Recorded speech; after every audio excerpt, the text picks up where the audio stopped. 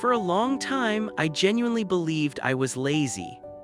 That was the label I gave myself every time I woke up with good intentions and still somehow ended the day feeling behind. I would promise that tomorrow would be different.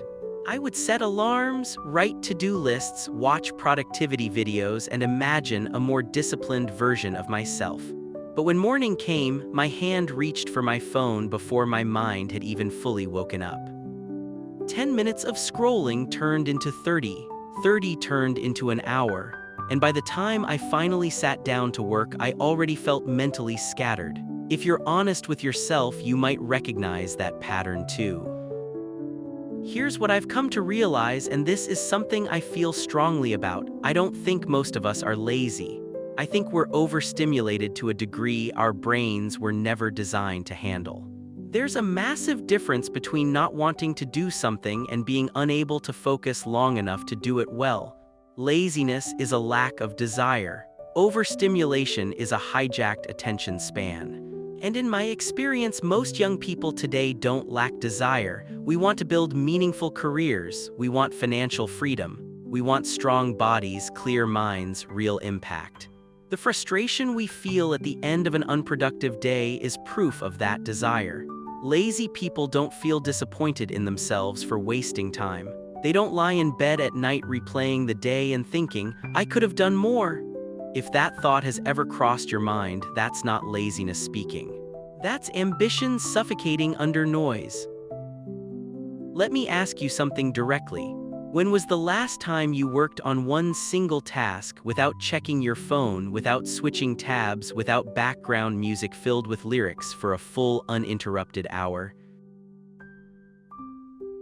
Not 20 minutes, not almost an hour. A real, clean, focused hour. If you struggle to remember, you're not alone. I couldn't remember either. That realization hit me harder than any motivational quote ever could. I started to see that the problem wasn't my work ethic. It was my relationship with attention. We live in an environment engineered to fragment our focus. Every notification is a small dopamine hit. Every swipe introduces novelty.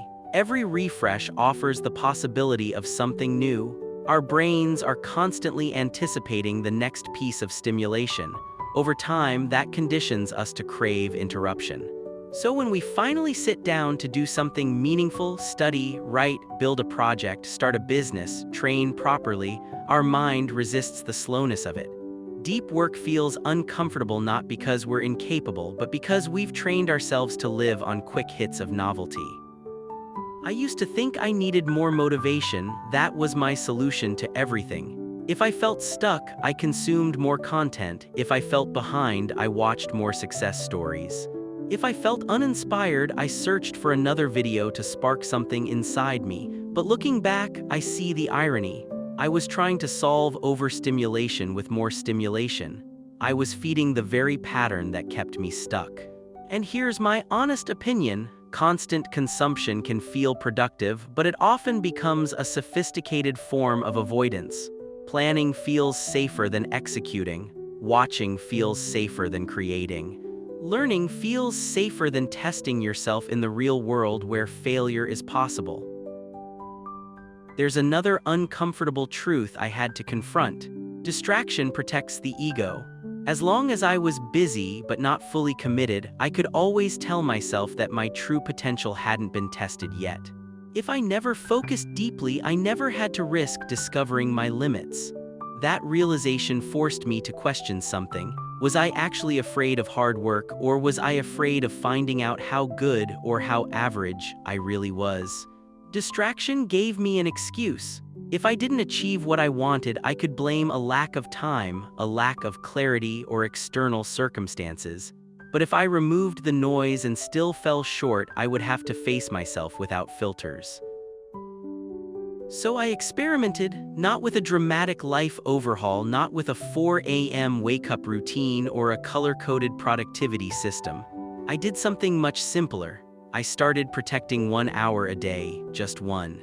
I put my phone in another room. I turned off non-essential notifications. I chose one meaningful task and committed to staying with it.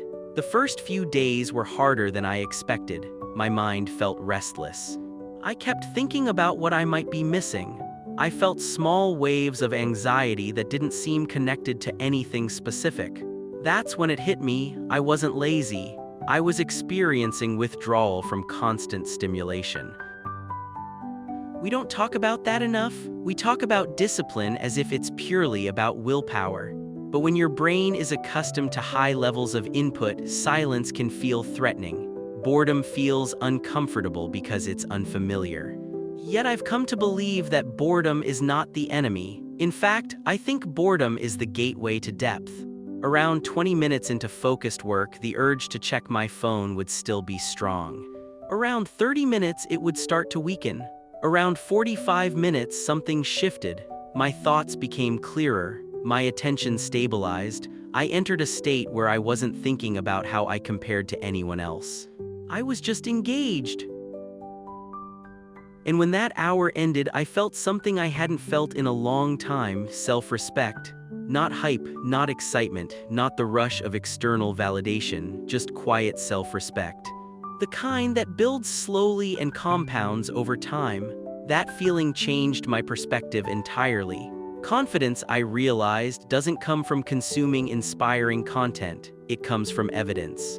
Small, repeated proof that you can control your behavior even when it's uncomfortable. I truly believe that focus is becoming a rare skill. In a world where everyone is distracted, the ability to concentrate deeply for even short periods creates an enormous advantage. You don't need to be the most talented person in the room if you can outfocus everyone else. You don't need perfect conditions if you can protect your attention consistently. Talent is common, attention is scarce. And scarce resources hold value. So if you've been calling yourself lazy, I want you to reconsider that narrative. Words matter. Identity matters. When you label yourself as lazy, you make the problem feel permanent. When you recognize that you're overstimulated, you make the problem actionable. Habits can be retrained. Attention can be strengthened. Your brain is adaptable. The same plasticity that wired you for distraction can wire you for depth. Let me ask you one final question, and I want you to actually think about it. What would happen if, for the next 7 days, you committed to just one focused hour per day? No dramatic announcements, no posting about it. Just a private agreement with yourself, 1 hour of real effort. Do you think you'd feel different by the end of the week? Do you think you'd trust yourself a little more? I do, because I've seen what that simple shift can do. You are not broken, you are not behind, you are not fundamentally flawed. You are living in an environment designed to fracture your attention. The solution isn't more motivation, it's fewer inputs, it's intentional silence. It's choosing depth over noise, even when noise feels easier. I used to believe I needed to become a different person to succeed. Now I believe I just needed to remove what was constantly pulling me away from who I already could be. Maybe you don't need a new personality, maybe you don't need a new system, maybe you just need to reclaim your attention. You're not lazy, I don't think you ever were.